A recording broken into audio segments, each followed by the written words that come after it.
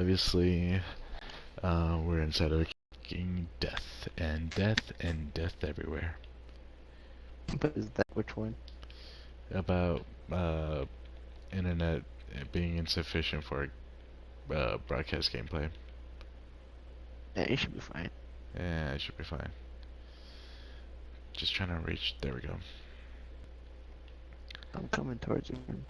Okay, cool. Now I may or may not kill myself in the process. Well, isn't that unfortunate? What's up? Just more lava, you know how it is. What'd you lose? Nothing major, just coal.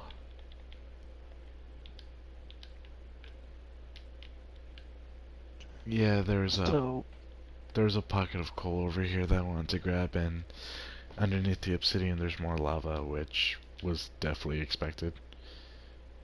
Dave, oh, interesting. I need you. I What's up? need you. Now, now, now, now, now, now. Did you find Diane? Diamond, hurry. Alright, 1 second.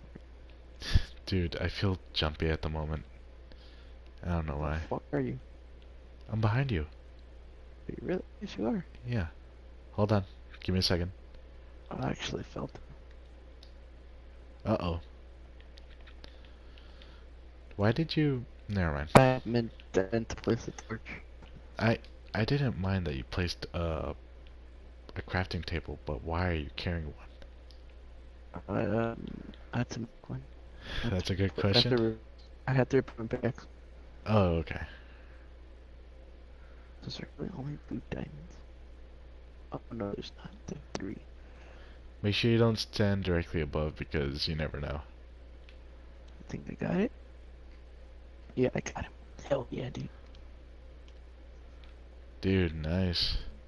But there's lava down here, so fuck that. I'm just collecting coal right now because it's all I got to work with the stone pickaxe. So, I wanted to have a conversation with you now that you and I both work and have worked for like about a year. Yeah. I want to talk about what is your favorite type of supervisor? My favorite type of supervisor? Yeah, is it firm but understandable type, or the laid back and the regulation type? What is your ideal manager? Hmm. Well, obviously I can only base that off of the manager that I believe I can work best with. And I'm not gonna say names, but with me, I don't really work with any of my managers at all. I work with my supervisors. And so, because uh, you hardly see my managers out on the floor unless it's for thing and this and that and whatnot. But if it's something minor, I'm always 100% working with my supervisors.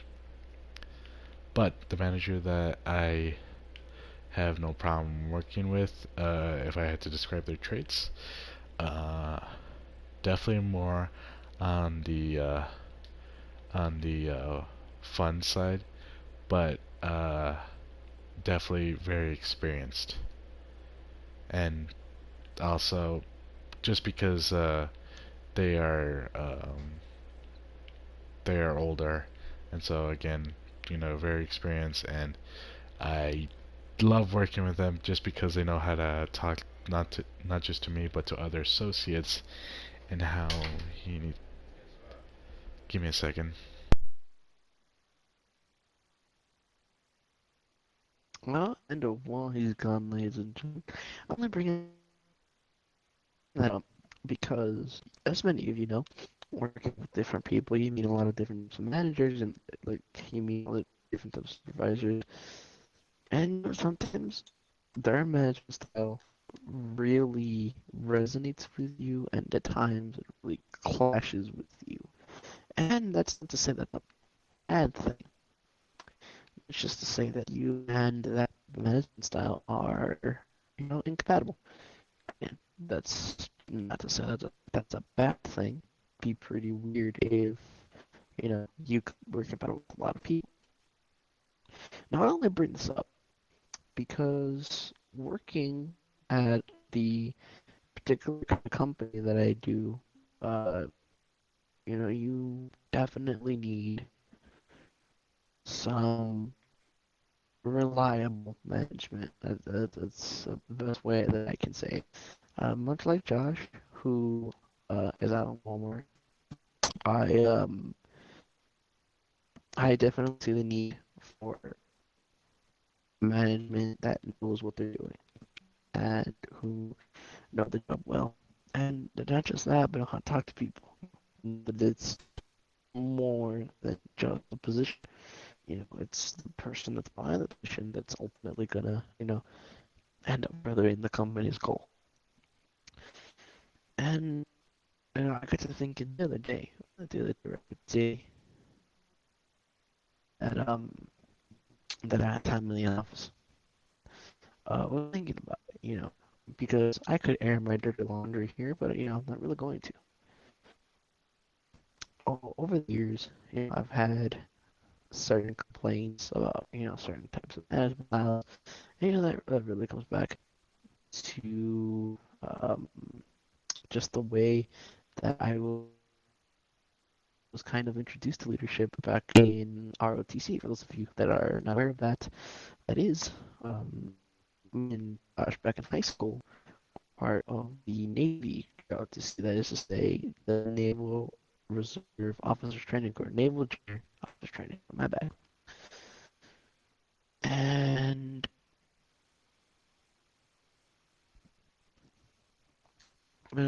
as a freshman, having to learn the basics, and felt like doing things extra. You'd be part of the drill team, you'd be part of a color guard, things of that nature. And when I say color guard, you guys just think, man, the image of the band color guard. No, no, no. We are talking about the people that presents the national and state flags for every football game. That's what we're talking about.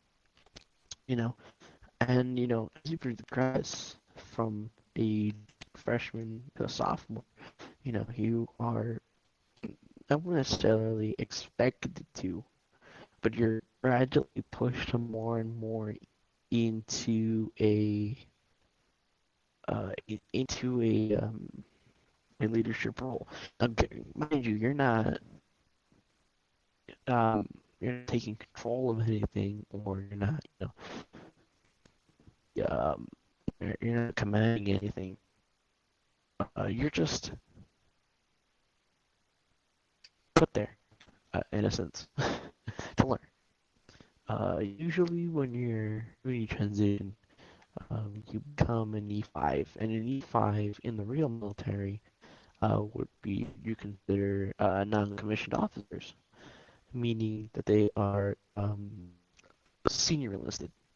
That is to say that they have more sway. Further you go up, of course, the more sway you have. But as a sophomore and as a junior, transitioning to junior, I stay out in the field or through actual lecture, because the Navy actually provides lessons on like what kind of leadership is the best for different situations, management styles are. That is, to get you to go eventually to college, become a leader in a different field, or if you just to go to the military. So that kind of brings me to how I was introduced to the type of leader that I wanted to be, or that I really, my ideal leader, you know. So I was never the type of person to really be picked for a leadership position. I was always a support role, and I support role very, very. Um, that's an understatement. of being a support role. But I would usually be third in charge, but not really be in charge. I'd be supporting number one and number. Anyways, in my years as a cadet, I've always had this idea that if you wanted to be a good leader, you have to know what goes on in the field. You have to know the people in the position. You just look at it in a bare bones way, like, okay, this is them, they do the job, and that's it. You never build that what do you call it? That culture. And again, this goes for business as well, or this goes in for military company, or I say to say junior company. That's the way I learned it. But I'm gonna talk about it in a company sense. I got an actual business, and just to not confuse anybody, if you don't have a good relationship with the people that you hire on a daily basis, or if you don't have a good relationship with the employees and ultimately keep you in line, you're never really gonna have a good culture in a company, and that really degrades morale. You know, so I've always made it a point to really get to know the people that I'm in charge of, because I feel if I know them and I understand their struggles, I can look at it, I can look at them as an actual person and make decisions based off of that instead of making decisions based off of their performance, or just their what's made what's in their job description. I can make more realistic goals, but more importantly, I can make goals centered around the person. I always feel that if you're a manager, if you're a CEO, if you're a supervisor, I think the first step to being a good supervisor is to know the people. Because the people, like, you can't go wrong. Even if it's just a, hey, how are you doing every day? Or is there anything that I can help you with? 9 times out of 10, that's really all it takes to, build the trust, that you're there. It's one thing to tell people, oh yeah, I'm there if you need me, if you ever need to talk about something. It's a whole other thing to go to someone randomly on a work day and be like, hey, how are you doing? Something okay.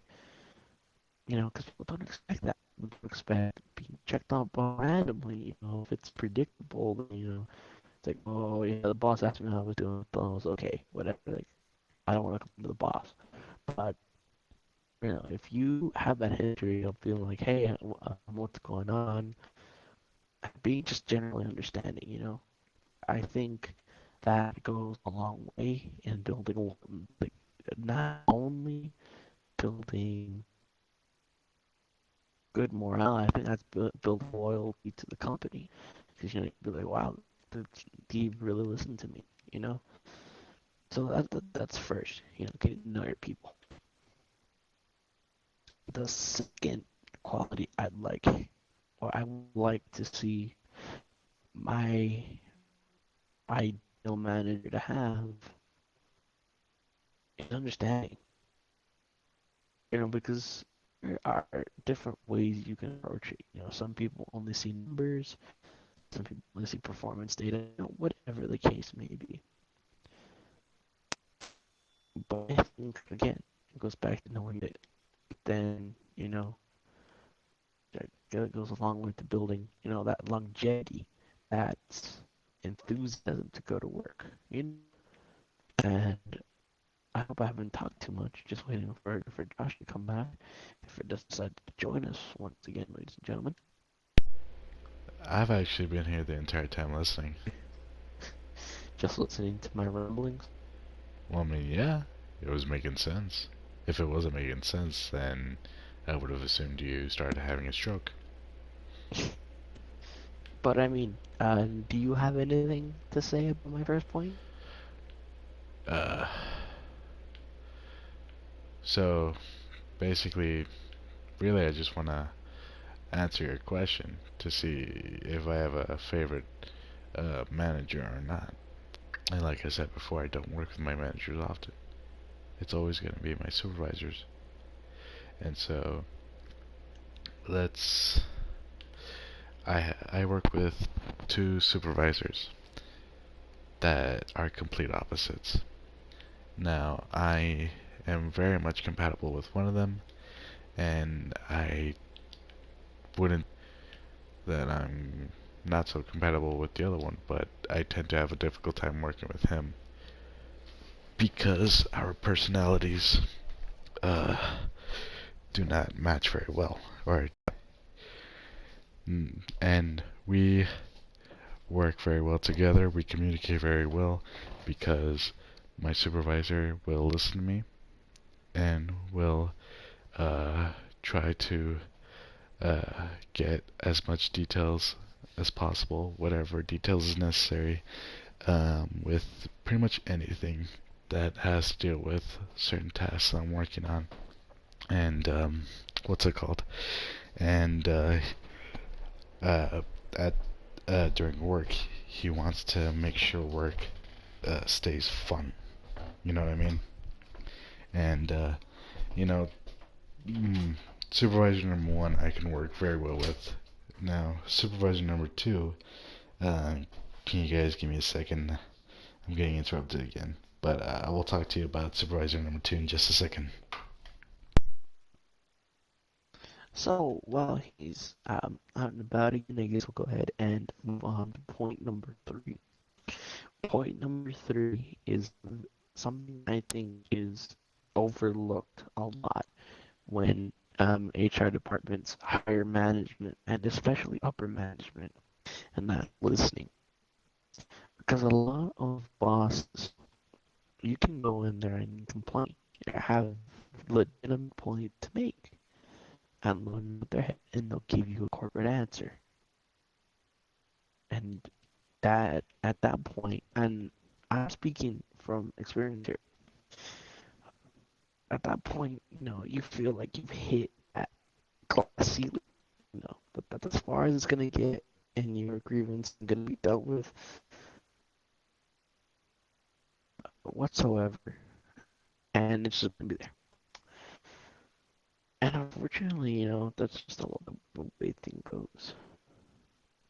That's just the way things go, and that gets unfortunate. But I think again, goes again. If this is gonna go back to point number one, knowing the people that work for you.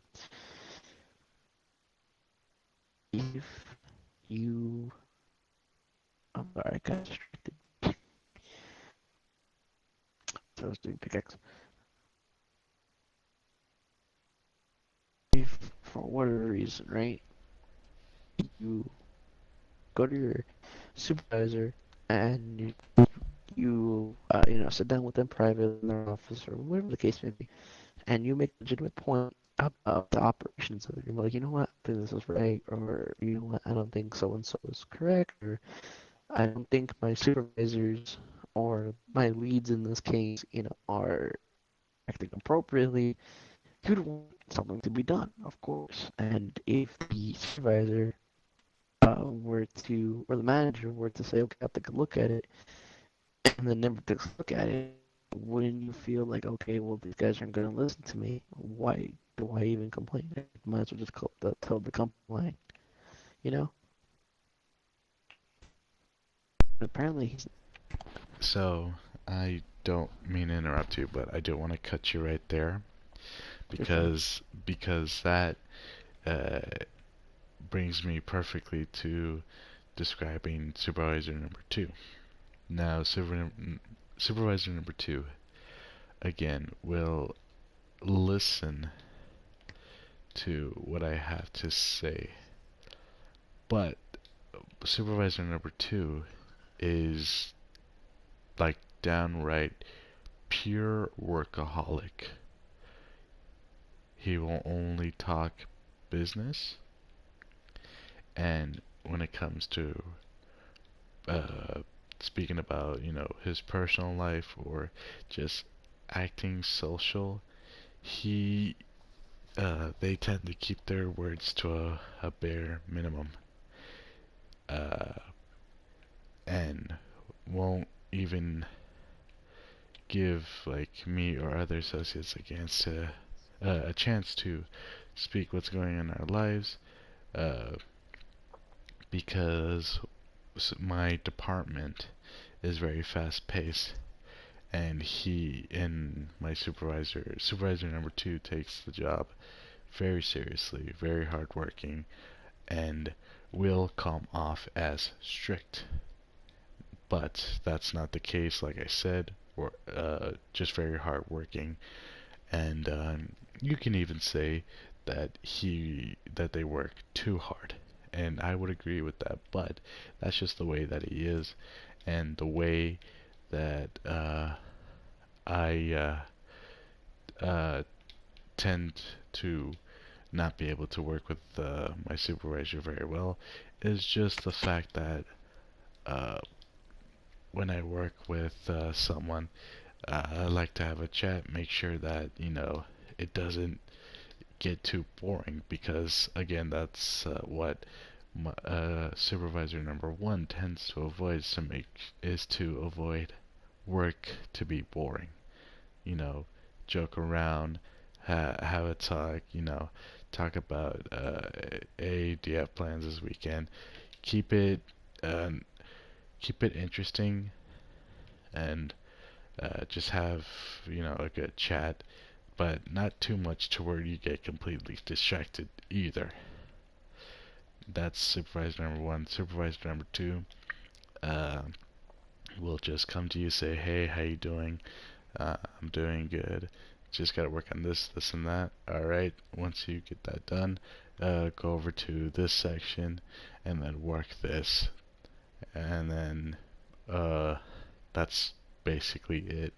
No, hey, so what are you doing after work tonight? This and that, whatever, blah, blah, blah. And so, uh, again, complete opposites, but uh, I tend to work with them, and uh, if I had to describe their leadership skills, supervisor number one uh, is more of the uh, understanding type, and a good listener, and will is very flexible. Now, uh, supervisor number two, if I had to describe his leadership skills, uh, again, hardworking, yes, but will be strict, and will be determined to see through that me or another associate's task gets finished on time, or even earlier if possible, just so that they can go and help someone else get their task finished. And uh, the way that I see it, it works in a way. I mean, there will have bad days, and then when I focus and when I think about it, I am just, I wouldn't say that I'm not okay with their skills. Uh, I just won't like it, because, it it could be anything from me thinking, oh, this isn't fair, or um, it doesn't seem reasonable, or things like that. And yeah, that's what I have to answer your question from before. Now, to throw like my little bit for as far as describing multiple uh, types of leadership skills, Okay, I can I cut you off right yeah, there? go for it. I'm gonna go ahead and go to the restroom real quick, so you have the floor to yourself, my friend. All right. I will be back in like 5 minutes. Alright, sounds good. Now, again, I hope you guys appreciate David's talk. Now, again, like before, me and David, we both have the uh, same educational background for high school. We went to high school together. Uh, we were Navy cadets all 4 years of our high school, and we, basically put our our souls into NGRTC. We had a uh, we learned that we had a passion for it when we never knew that that passion was there. And one of the big things that we learned in RTC was to develop strong leadership skills. And so, um, throughout our time going through the course of NGRTC, we learned multiple leadership skills, and there is a vast number of skills that can be identified in within this day and age that we live in, just because uh, new skills are being developed every day. And for example, um, because there tends to be a lack of compassion in workplaces, uh, there will be a lack of understanding between coworkers and so on and so forth. So when I described uh, my when I described supervisor number one, he uh, he showed compassion, empathy, and understanding. And when I talk to my coworkers that are in other departments, say maybe cashiers, they don't have that, and I don't understand it because Walmart has always been my first job, and it still is my first job to this day. I haven't had another job, and so uh, basically, what I'm telling you guys is all that I know and what I am comfortable and familiar with. And if I could say one thing just to make sense, is that there is a lot of things that I don't realize that happens outside of my department, and where at first I thought it was a necessity. For example, like my supervisors to understand uh, each and every single one of my coworkers, and not all supervisors for all departments are like that. Obviously, everyone's different. But because I got used to that, I assumed that it was a necessity to be understanding. And so, um, what I realized that my supervisor was showing an uncommon form of leadership skill to be to be uh, to show compassion and understanding. And so, and the understanding part is not uncommon. But what I am trying to say, if I can put it into a couple words,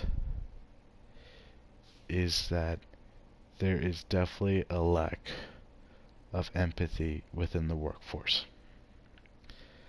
And so I don't mean it between coworkers. because when you start working with new people, then obviously you will start to form friendships. And that right there is an amazing thing. I love to see that. And so like even to this day I am still uh what's it called? I am still making new friends from other departments to and it honestly sounds like I'm meeting new people every day, and like these people probably have worked for Walmart longer than I have, and I just met them, today or yesterday. You know, things like that. That is, it's great. And so, to make new friends and to show empathy, compassion for one another, that is very common.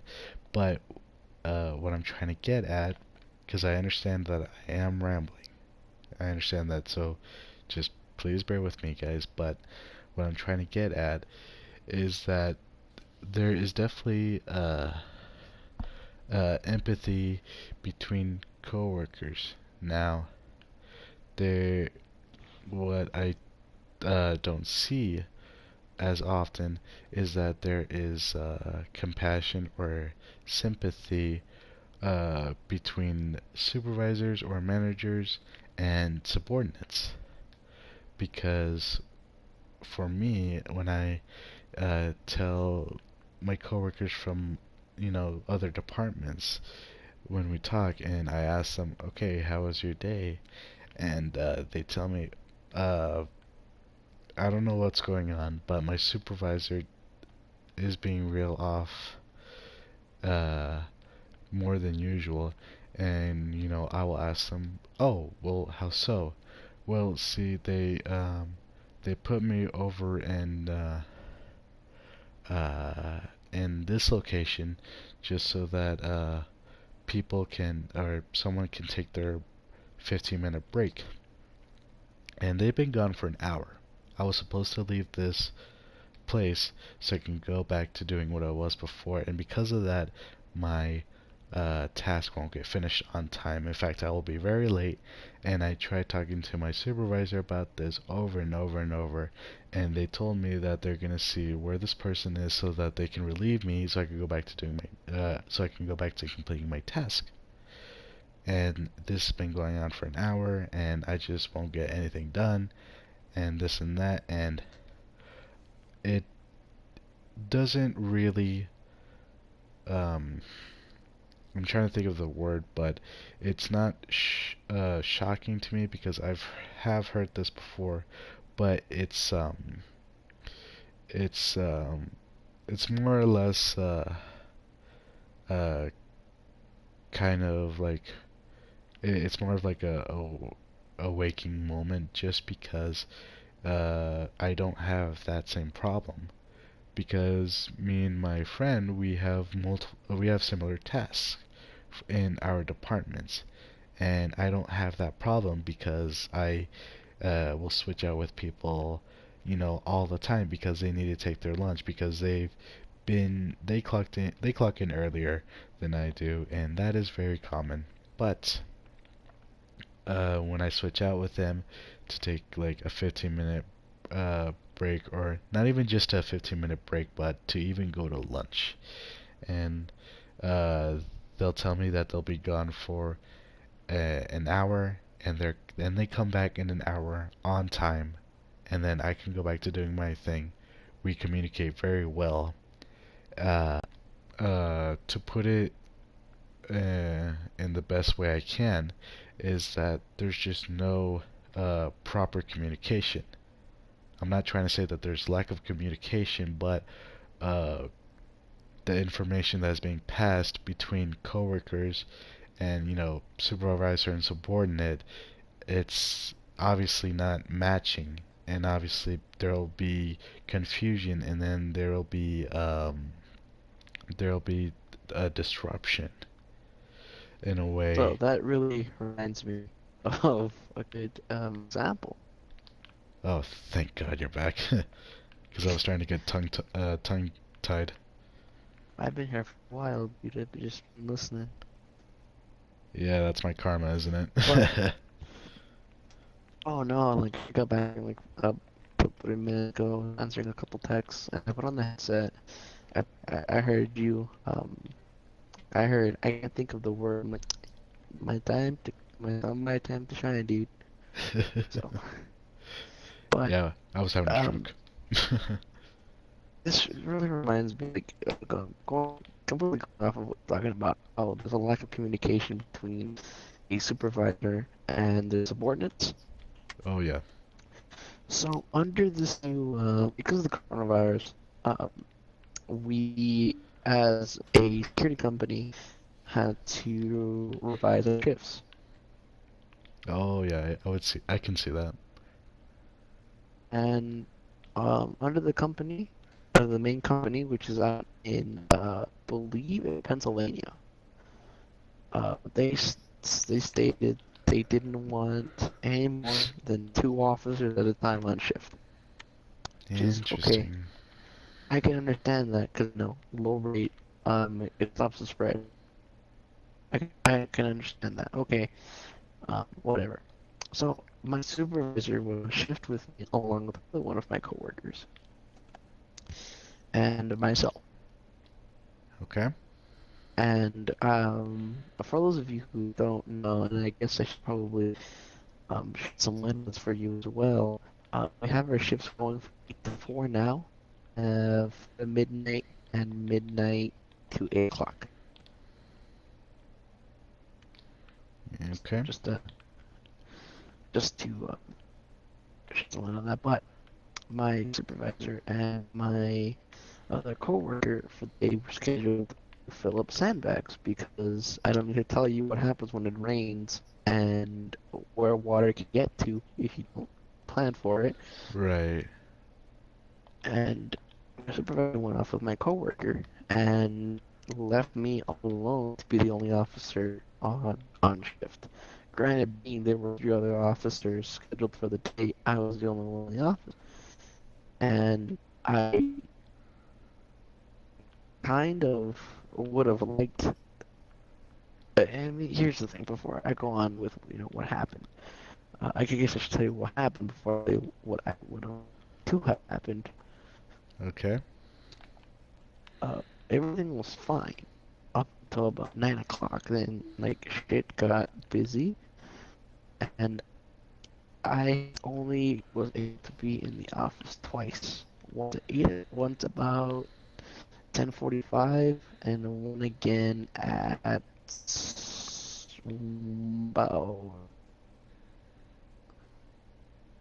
about 2. Things got busy, and I was in the office there to deal with it. And when my supervisor came back, I said, I would really have liked a second officer with me because we're really busy. And, supervisor be my supervisor. He's like, yeah, I get it. But he said it in such a dismissive way that it was like, yeah, I don't really care. I fulfilled my Interesting. requirements. I fulfilled my requirements. You can go stick it. And I'm like, okay, I guess that's the way this is gonna be. But this all ties back into your point on how you don't communicate. Had I known my supervisor was gonna be alone, I would not have said I'm going in for that shift because I don't like I complained to you, Josh, if you remember a couple days ago when I said, imagine you being the only person in your department working. Oh yeah, I remember we had that talk.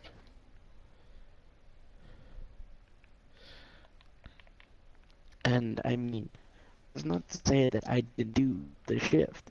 Of course, I'm gonna do the shift. I'm one of those people where, you know, I can do it. I'm gonna complain about it, but I'll do it. Right. And I don't know, man. It's like, had I would have known that, hey, you're gonna go on shift today, I'd been like, okay, I have time to prepare. No, but like they told me that morning, like, oh, we'll be back here. No one's gonna be here. And they left like that, and they didn't get back Interesting. here. They didn't get back into the office about till about 1 hour till the shift was over. I had done everything. Okay. See, I can understand for you to be upset because again you were by yourself in your department. Uh, I could understand how upset you'd be because um, so for those of you who don't know, because the only person that knows is David here, unless one of you guys has ever worked in retail or general merchandise. But my department as a Cap 2 GM associate is to stock up merchandise, and if I was the only one in my department, that would mean that I would I'd be I'd be clocked in uh, one 1 o'clock in the afternoon, and to finish everything uh, by myself, being the only one in my department to stock all of the merchandise out to the floor, not to mention unload it off of the truck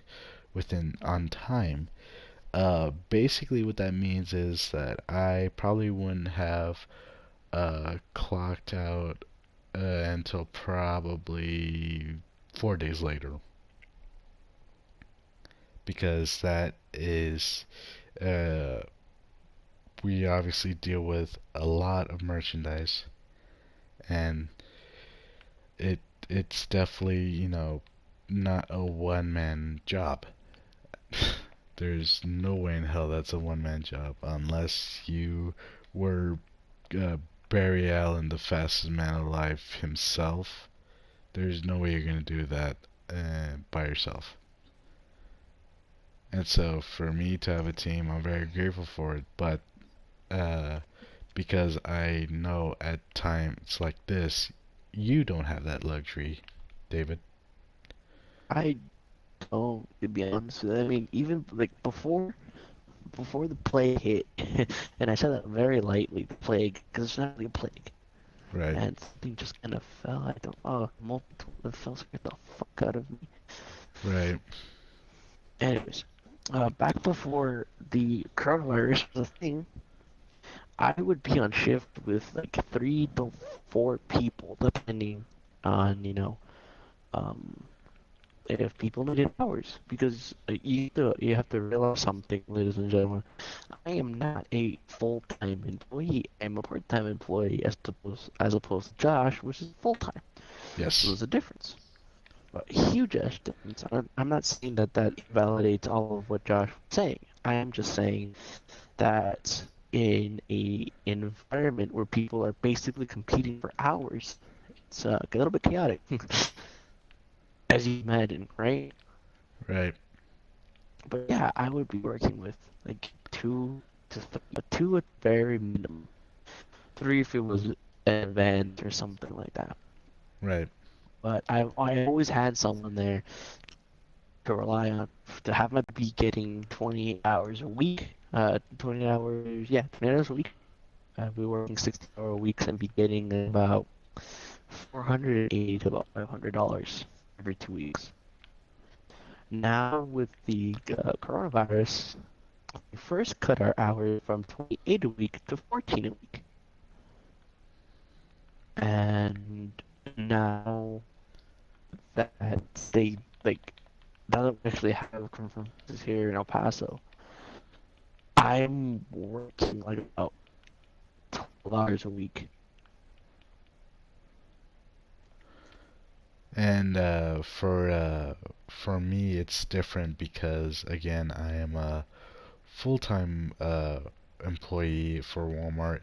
Uh, I don't have the same issues because my hours are guaranteed no matter what.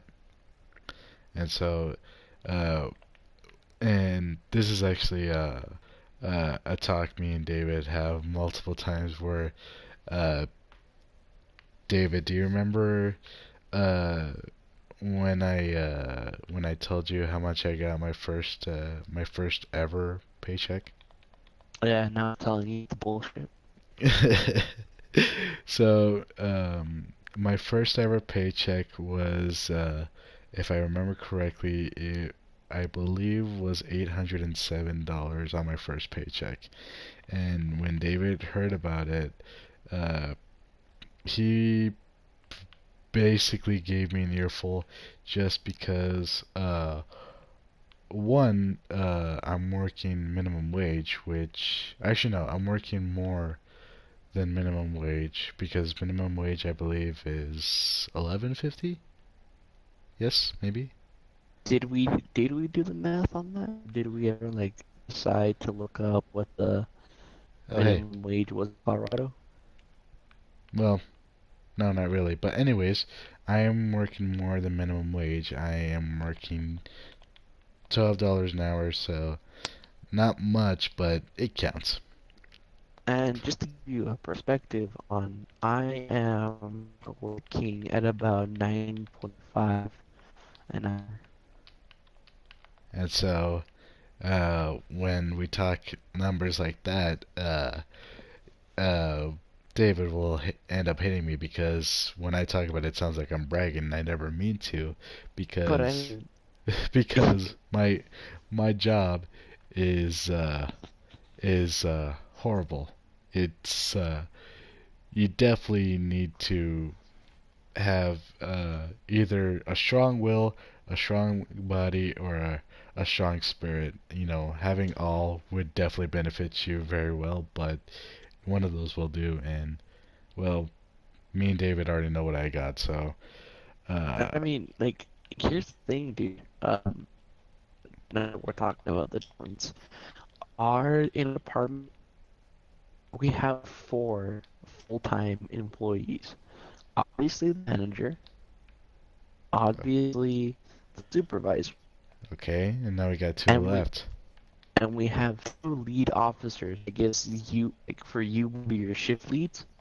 Okay, They're all full-time, interesting. and they get, I think if I remember correctly, they get about $10 an hour, All right. and they get full benefits, whatever. Like, I'm pretty sure you get as well. Uh, yeah, I have a discount card, but you already knew that. Other And other the than that, thing, uh, the funny the thing thing about, is, oh, go ahead. so I'm not gonna rant about this, but for benefits, I honestly don't know what I get because I haven't had that talk with my personnel associate or anyone. I haven't talked to a supervisor or manager just because I don't even know what to expect. And uh, because I haven't even been offered health insurance by the company, and I so mean, I would definitely talk to them because, I mean, for all you know, they could be health insurance in your contract. I've already told you to do that. yeah, I remember that. But But but anyways, if I may digress yeah, here really quick, I do not know how true this is, but I will tell you, ladies and gentlemen, here first what I hear. Okay. okay, The only department that is full time, that is completely full time, would be our labor crew, which I guess if you would think about it, would kind of be um like a general labor kind of thing. I wouldn't necessarily say like janitors, but they're the ones that clean up after events and stuff like that. right, Them and of course the entirety of the administration team, because of course why not? right. And those guys are making bank, my guy, bank. Seriously? Our general manager has a salary of $500,000 a year, Huh? and here I am making 927. Right, But I mean, I understand why. There's obviously a huge difference between a part-time security officer and a full-time manager. Like, I understand. But the company that I'm working for right now, again, I cannot tell you If it's true or not, I can only tell you what I heard. They're fucking like stingy when it comes to money, my guy. And rumor has it the only reason why the original concept of the security department was to be full time, but they didn't want to they didn't want to have 20 more employees full time because that would cost them benefits. That would cost them money benefits. They'd have to pay for everything. Right. That's why the stock with like 9.9% of the company that I work for right now is mainly part timers. Okay. And we're always on the clock. I've told you about my schedule about how I'm basically 24/7. We're basically on 24/7 security, All right. if you remember correctly. If Yeah, you I do. remember, um, and we work whenever they put us to work. Holidays is what it is, and you would think, oh, okay, they're working Christmas and everything, they must get pay for that. Nope, only full timers get. They don't work holidays, and so Interesting. I mean, like I said, like I can't tell you how true the things that I heard about the company. I'll tell you what I've heard. But like again, it's gonna come back down to what I said. And a great manager, like a great manager, okay, or a great for or to build a good culture in a company, you start at the top, right? It always starts at the top. Right. Oh, okay. I thought you were like crying or something, because I heard like, No, because I'm currently fighting a skeleton right now, so you're gonna have to give me a second. oh, okay, I'll just talk more about it. Okay. No, I'm good now. I'm good now. Like, like I said, if you want a good manager, if you want to be in anything, if you want to build a good relationship in the company, that should start at the top, dude. How Right. would you feel if your supervisor had the same responsibilities as you, but because he's a supervisor, he wouldn't be doing his job and would be delegating his responsibilities to someone else? How would you feel? I feel like my job is being taken away from me, honestly. Okay. Now, let's say, how would you feel if this managed supervisor, all he did all day was sit at his computer and not do a goddamn thing?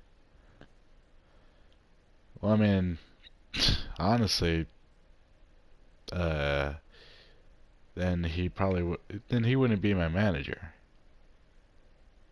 or supervisor, sorry, because uh, you know, the way that my department, uh, the way we do our job is we we can't sit down, not even for like a couple seconds.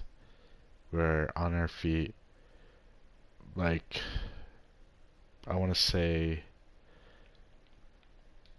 8 hours out of the day with that 1 hour lunch. We can't afford to sit down like that, and so to see my supervisor sit down all day, I he's not my supervisor. I don't know who that guy is because my supervisor would never act like that. You know what I mean? Wouldn't you feel like, what the fuck, that's the double standard? Oh yeah. By the way, David, I need you to haul your ass over here. Where is over here and holla. Uh, I want to say behind you. Fuck my food. Behind you, behind you, behind you. Over here, over What's here, up? over here.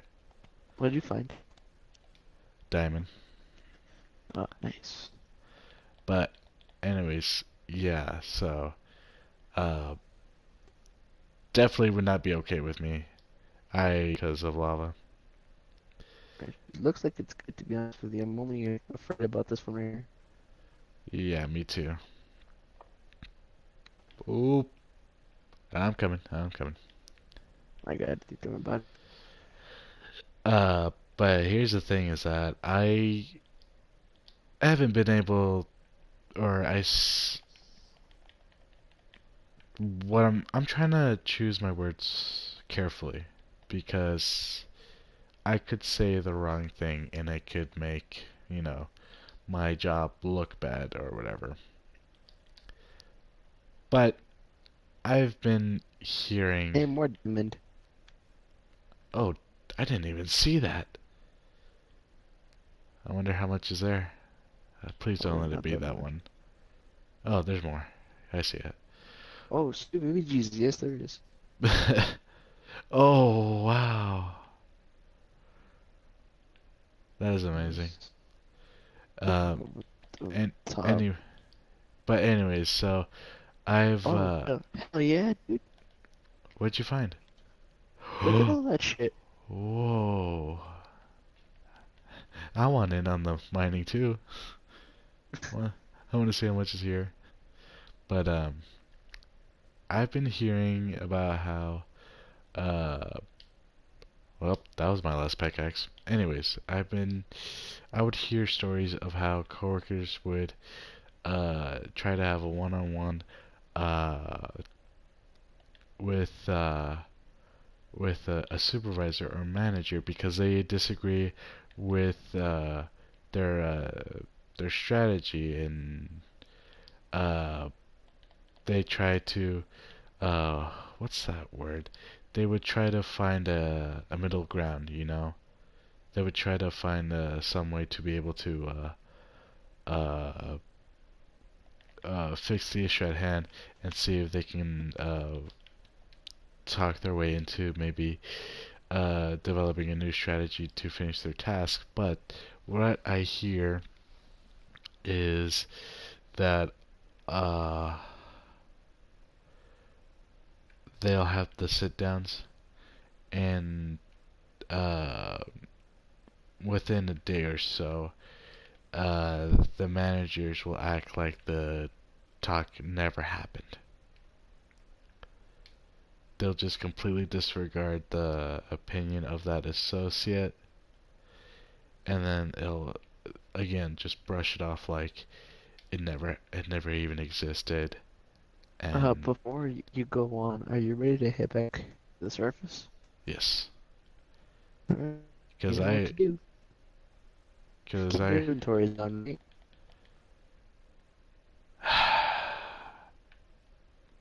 we're about to find out. It's it's a little slow. You know what? There we go. David, we're good. But What was I gonna say? Oh yeah, so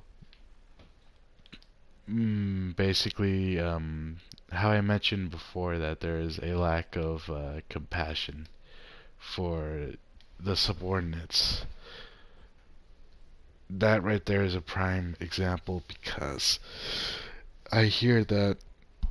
I'm not saying I hear it often, but I do hear it happen.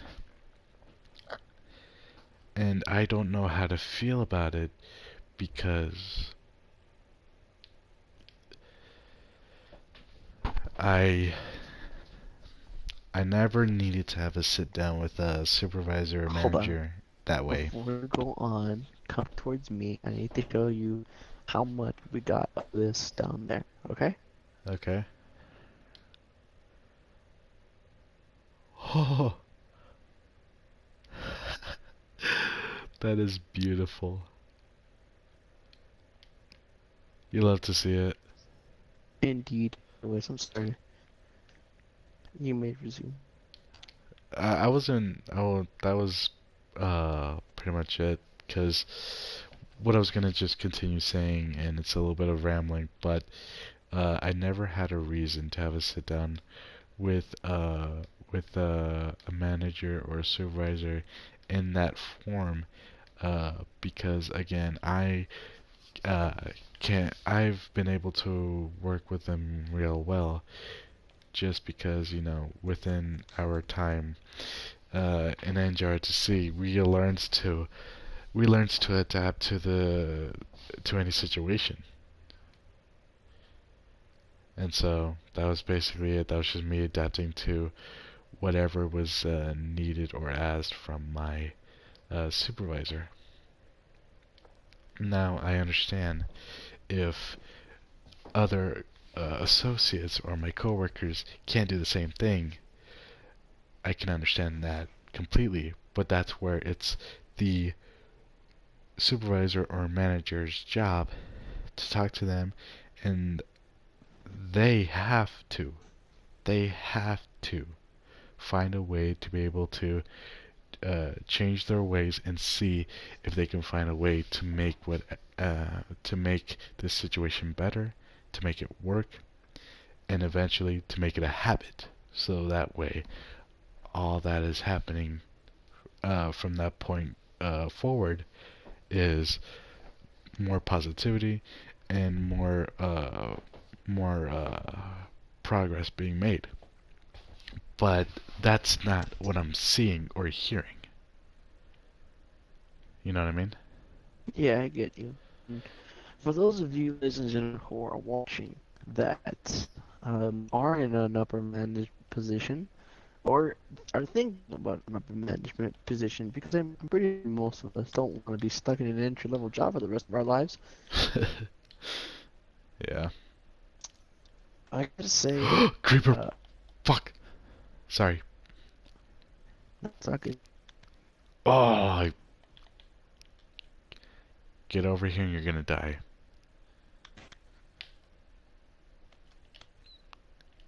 Oh, well, I did say you were gonna die.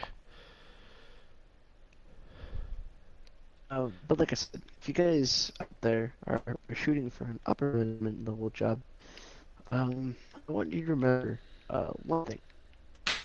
Oh, okay, I lie. It's gonna be several Alright. things. Rule number one: when you get promoted to upper management, rule number one is you never forget where you came from. Definitely. I can agree with that. And you guys may be, well, what does that mean? Because I can apply to different situations. Yeah, you're different, right? But this goes back to my original kind of rant, I guess you could call it, when I was telling you guys, you guys really have to understand your employees. You have to understand their needs, understand their wants, you understand what they want to achieve in the company, and things of that nature. And if you are at one point in their position, right, you have to understand that there are still people in that position. Just because you go up doesn't mean that they're less important. That job is important, right? So rule number one, you gotta remember where you came from. Or once there, you know the situation. And if you turn a blind eye to them, then you're just an ass. Like there's no other way around it. You're an ass. Yes. Rule number two, you have to be fair, but now this gives a lot of confusion. Like, fucking take my word for it. Like, I'm nowhere near an entry level. I'm nowhere near an upper management level position at all, like whatsoever. But I feel if you had, and I've worked with a manager like that, that's fucking fantastic. If you have a manager and you go to them with a problem about work, and they say, well, and I'm pretty sure Josh, you've had this problem. You go to your manager, go to your supervisor, and you tell them your problem about no something you're having with work, and they say, "Sorry, I can't help you because the rules and regulations say it's got to be this way." Have you heard that before? Yes. My favorite manager is this one that says, "These are the rules and regulations, but this is what we can do." Mm, I see. Because if you go to this is all problem solving, it's basic problem solving. If you go to someone and they tell you, um, "I have a problem," and you're like, "Oh, can't do it," they'll be like, okay, why do I even go to you if you're gonna be useless? And that's the truth. I tell Yeah, it them, is. No, no, no. It is. It is. It is. It is. It's I just that. tell my lead officers that the entire time when I text them, tell them, hey, I don't like this. This is kind of like kind of wrong, and they'll be like, I can't do anything because of the rules and procedures. And my text back will immediately be, then why are a lead officer going to be useless?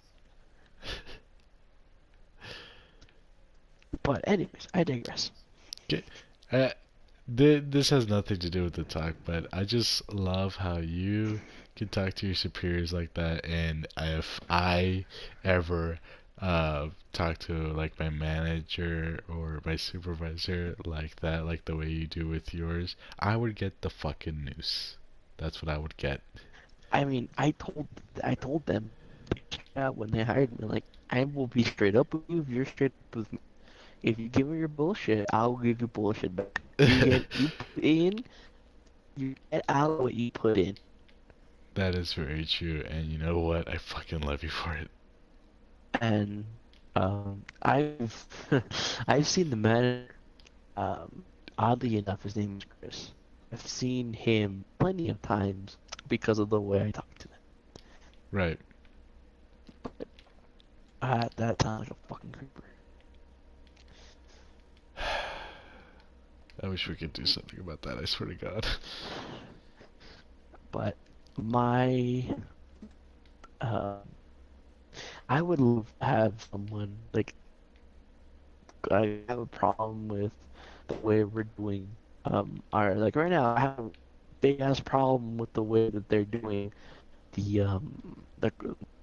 the way they changed the schedule for the coronavirus Oh because yeah, they fuck over the part time working 2 days a week and getting the rest of the week off while all the full timers are working 5 days a week, 8 hours.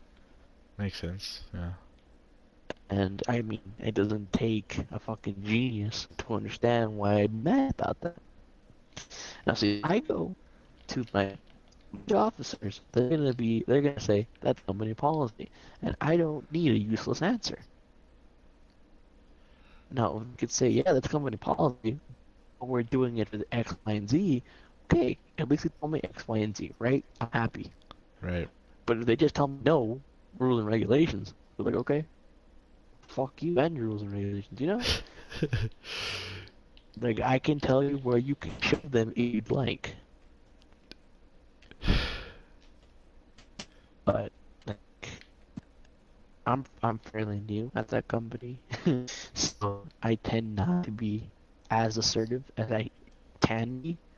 Yeah, for a fact, because like if either you or me ever talk to our superiors like that, it's the fucking execution chair.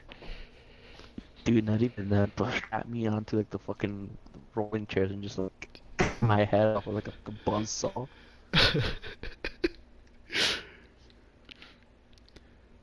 I just can't get over it because I'm just imagining myself like, because you know those little cutscenes that they'll do on TV where it's the uh you may be wondering how I got here. Oh, yep, that's me. Yeah, and it's you just see me like in front of an electric chair or on an electric chair, sorry. That Yeah, that's that's that's me. that's what it would be for me. Yep, yep, that's me. You're probably wondering who I pissed off today.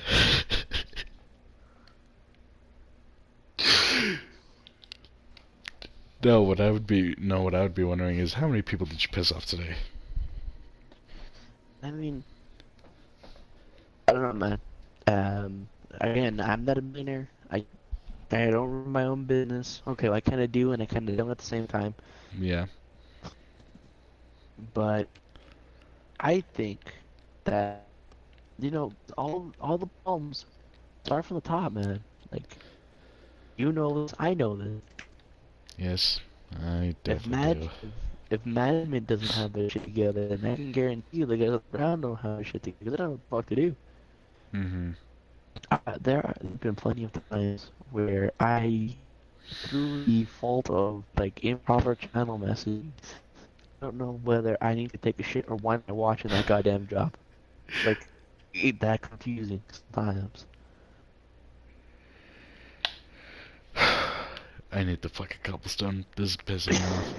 Hold on. No, you can keep on going. I need to fix my fucking chicken farm because the chicks keep escaping and I don't know what is happening. So I'm gonna see if I can make a modification to it. I just don't know how I'm gonna do it. That's the problem. But you know what? I'm gonna fucking figure this shit out if it's the last thing I do. Oh, but before I do that, I need a favor. What's up? I need a pickaxe. Need a pickaxe. You Well, know what? looking for you, my friend. No, looking for you, my friend, to have one slightly used for. Alright. I thought you were gonna say that, you know what? So do I. I was waiting for you to say those words. You need a pickaxe? Well, so do I. I was What's it? going to as well, but I just have to be nice to you since we're kind of bitching about our jobs together. Well, I mean,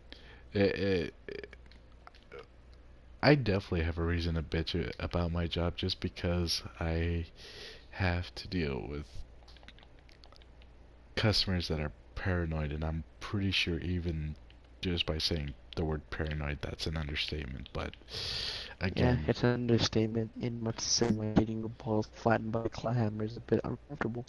yeah.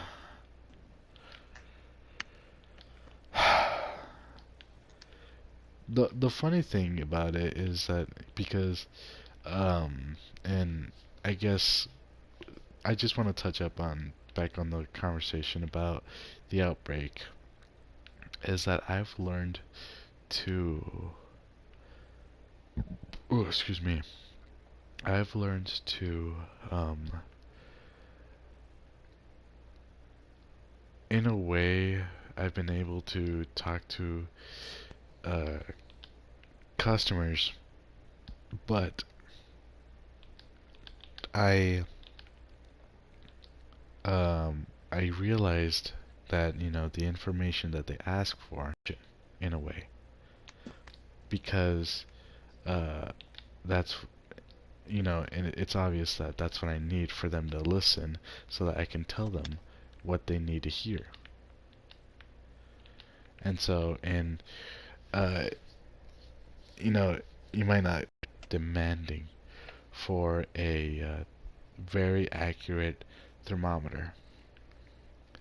And so, uh, I told them that we were out, and I was trying to tell him, but I have this alternative. And so, uh, and so they were like, "No, you don't get it. I'm freaking out about this outbreak and everything." And so right then and there, I started to realize that the customer was not listening to me. And so I kid you not, I said the words, "Listen, I don't have what you're looking for. I wish I did so I can help you better. But the problem is that we're all out because you're not the only one that needs this thermometer. Everyone is scared and I understand that. But listen to me very carefully. We do have thermometers that are available to you right now. They're not what you're looking for, but they are the best chance you have. Now, you can risk and go to another store, and if you're lucky, find what you're looking for there. But if that's not an option to you, take the thermometers we have now." I said that to a customer, and first of all, he shut the hell up, which I was not expecting, but I'll take it. But I did it because, one, I knew no one was near me, because I knew I was going to get in trouble if I got caught. But as soon as I said it, that's when the customer realized that I was serious and that I was not giving him bullshit. I wasn't telling him lies. I was telling him nothing but the truth. Because I wanted to help him in the best way that I could, and that was the best way that I could help him. You know what I mean? Yeah, I get you, man. And so, yeah, that happened. I showed him the thermometers that we had. They were, I'm not gonna lie, they were, uh, uh, what's that word called? What's that word called? The dollar store brand? Great value.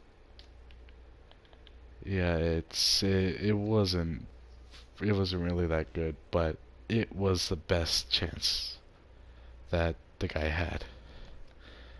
And so, he saw it, and actually because of it, uh, a couple days later, the customer actually found me one day over in the grocery side, and then pulled me aside and say, "Excuse me, are you the worker that helped me with the thermostats over by the pharmacy?" And then uh, it took me a while because I did not. They didn't show their face in front of me because they were covering their mouths, and so. I was like, I might be. Did you by chance have your sleeve over your mouth? And it's like, yes, that was me. It's like, oh yeah, how are you? And it's like, I'm doing good. Now, I want to apologize for the way that I acted the last time we talked because uh, I started using the thermometer you gave me, and it's actually been working pretty good. And I want to apologize for the way that I acted to you, and I realized that I was actually disrespecting you, and I also wanted to apologize for that. And we were just like, I understand, you're concerned, you're scared, we're all in the same boat, but I'm, if you can just hear me out, there is one thing that I can tell you is that you just need to remember that you're not alone. We're all going through this together, and we're going to get through this together. That I do know for a fact, and I know that uh, you can rest assured that someone's going to be concerned for your health and all this stuff. Just very calming, very relaxed talk, and he was off with his day. And I am so glad that happened because after that moment, it's just pure chaos with customers with the corona thing, and yeah, after that, I haven't had a customer like that in for like 2 months. You know what I mean? I get you, man. I get you. Yeah, so it was nice while it lasted. You know what I mean? Yeah, it was a break, you know. I mean, sure, pretty nice story and everything, and uh, but at the same time, and for those of you that are listening and have either seen this happen in your stores and in or it's happened to you if you work for a store or supermarket such as myself, please understand. Yes, you have a reason to be scared and concerned, and yes, you will have doubt. But as an associate, I would like to say, not just for Walmart associates, but anyone that's in the field of customer service, that they are trying to help you in the best way that they possibly can, and they're being realistic with you.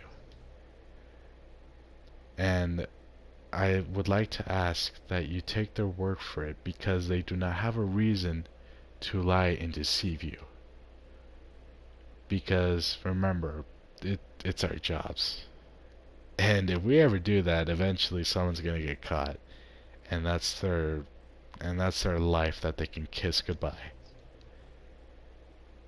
So I would just ask that have a little bit of patience with everything that's going on, because for us, it's taken us a lot of patience that we probably have never even had to begin with. I can say that for myself. I don't know if I could say that for others, but I never knew that I had this much self-restraint uh, as I, you know, saw myself go through the weeks with the with this chaos and the fact that customers are emptying shelves like it's fucking Black Friday. I have to see that day after day after day, and I have to deal with customers asking me the same question. And it's annoying, but I bear with it just because, again, everyone's concerned. It's completely understandable, and uh, I do what I can to make the lives of customers easier and the lives of my coworkers easier. I do my best, and uh, you can say it's enough, but uh, really, I would also, just like to ask that you bear with us and uh, at least just give a thank you, really, because we don't hear it that often, or at least I know I don't. I hear it from my managers all the time. I hear it from my supervisors all the time. I even hear it from my store manager, which that never happens because my store manager is uh, very experienced and very much on the uh, uh, old side, but very tense as well. And so uh, my store manager won't show his gratitude at all, basically. And to hear it from him, it makes my day a little bit better. But when I hear a thank you from customers, it in a way it does make it worth it, just because it shows that I am making people's lives easier just by doing my job. You know what I mean? And so uh, that's basically what you can expect from other associates and basically other peoples that work in stores or in any form of customer service like that. Uh, I would just ask that just give them a simple thank you, because that way it does make their day better, and it will actually motivate them to work even harder for you. Yeah, I know, I ranted on. You should have stopped me with like your sword or something. Jesus, David. No, no. I mean, I quite enjoyed what you're talking about. Thank you. Oh, by the way, I completely forgot to show you, but well, you already left, but I was going to show you where Chris was stealing the stone. Like I said, dude, I'm just gonna have a little bit of sand and then I guess we'll call it tonight because it is 3 o'clock. Is it? Oh, Yes, sir. I just checked my clock. Oh my god. You did too while you were ranting on, and I'm like, oh sh. Dude, I think we did pretty good for today. I I mean, think we accomplished none of our goals, but somehow still accomplished something. I can definitely agree with that. I mean, at least we actually gained more iron than we started with, so I'm I definitely okay mean, with that. it's never a wasted stream when we go out and talk about, things and get some materials. It's, Yeah, but I mean, for for those of you watching, and I'm pretty sure I'm gonna regret saying this, but uh, and I know Dave, you're gonna agree with this, but on the next stream, it's gonna be completely nether. Want to do a completely nether. Oh yeah, because we gotta get Mount Cockburn, going, dude. I know that for a fact. Fuck. I think I know why you said that. Cause you want us fucking farming blaze. Well, oh, did I ever tell you about the Blaze Farm? You did. Oh, man, that. So, just to give a quick little summary of what I learned about, uh, because me and David, we tend to like mess around a lot when it comes to farming in Redstone. Like for example, my chicken farm and David's wheat farm. We like to mess around like that just because it makes our lives easier when we play Minecraft. And like with the chicken farm, So the blaze spawner is kind of like the brainchild of just our crazy contraptions. And this wheat farm that you see right here was not the original design. The original design was a little bit bulkier, a lot more stone to it. This is a more simplified version of it. The chicken farm, I believe the design is the original design, except like the half wig look thing there.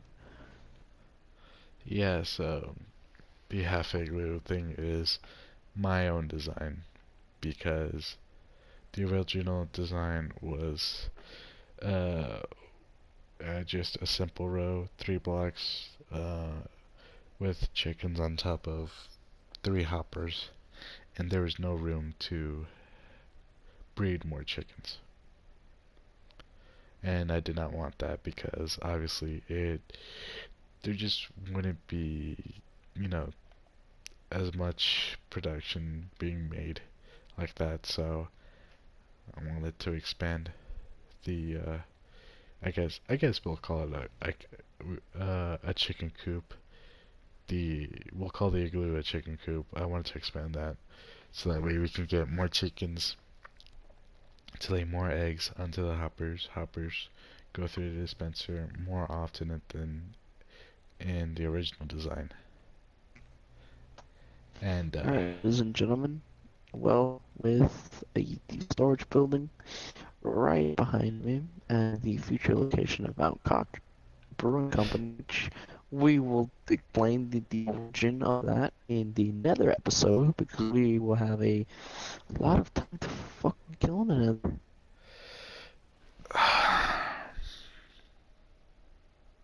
I'm gonna dread this. So am I, but you're the one that said it, so I guess we have to deal with it.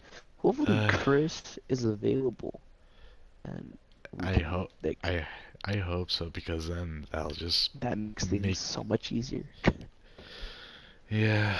And then plus, if anything, uh, Chris will just be a mobile chest.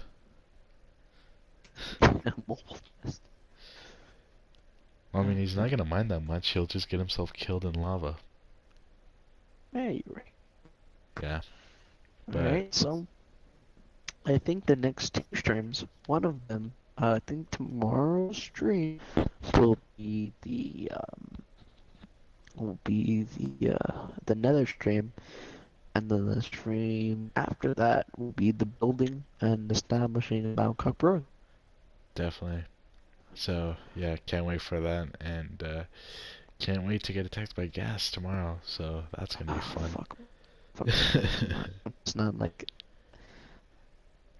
Just not like excited for it whatsoever, man. But maybe tomorrow before going to the Nether, we can finish storage. We can maybe start working in enchantment table as well. I'm definitely okay with that, for sure. I mean, we'll call it as we see it tomorrow, right? Yeah. All right, then, gentlemen. Well, that's been a solid, what, solid hour? Uh, I'll just check the footage Oh, that because was I want a to solid. say I want to say hour and 45.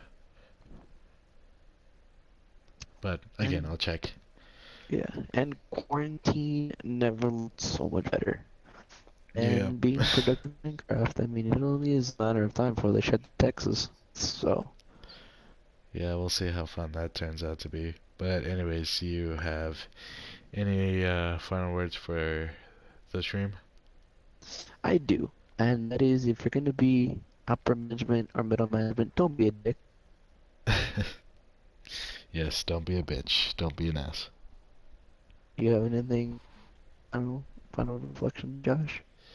Uh, yeah, just you know, Don't be uh, a dick. don't be a dick. No, yeah, but no, seriously though, just again, uh, simply trying to spread a little bit more positivity in these days because there's definitely a lack of positivity within society, and so just try to spread positivity, little bit of happiness, a little bit of joy, if possible. If you guys aren't even allowed to go outside, then uh, at least try and make yourselves as positive as possible because it is definitely needed nowadays. And so, to summarize that in a couple words, stay happy, not crappy. Simple as that. So, yeah, with that, me and Mr. Go here, we bid you guys good night and Good sayonara. night, good night, good morning, good evening, whenever you still happen to be watching this live stream. If you caught it live, congratulations for making it through this really weird talk. And I have you know, we did not plan this to end like this. We had a whole game plan, but as things usually happen when me and Josh plan, they don't always go according to plan. Never do. If anything, we were probably meant to have been killed at least 4 times when we try and plan stuff. So, if the universe is telling me anything, that if you are gonna be a middle manager, don't be a dick. That is the main takeaway for day 4 of our self quarantine, ladies and gentlemen. But let's thank you, all of you who caught the stream live. Of course, it'll be up on YouTube. Um, if you want to see Josh's footage, I'll go ahead and link you guys that have been watching me on Twitch. I'll go ahead and link it there so you can see what he's been doing and what I've been doing, and just all around having a good ass fucking time. Oh yeah, because that's really all it Um, is. We just want to have fun with you guys, hang out, and just you know talk around, have a couple laughs, and that's really what it is. Just all around have fun. I mean, in times like these, I mean, laughter goes a long way, does it not? Oh yes, that it does. So I will go went ahead and if you guys are looking at it on Twitch right now, I went ahead and added a stream mark for you guys. Go ahead and check out Josh's gameplay version of this. Josh, if you really like you can go ahead and send people my way, seeing what I've been doing. If you just want to do yours, I'm okay with too, bro. No, yeah, definitely. For those of you who are watching my stream, I will definitely send you a link to David's stream on Twitch, and yeah, with all that said and done, we would like to bid you uh, a good night, good morning, good afternoon, whatever time you're watching this. Hold on, hold on. I'm getting attacked by spider. Hold on, I'm getting attacked by spider. I'm getting attacked by spider. Fuck off. Okay. All right, you know what? This is this is Mr. Go and Yoshi-Yokozuna bidding you sayonara. All right, good night, guys.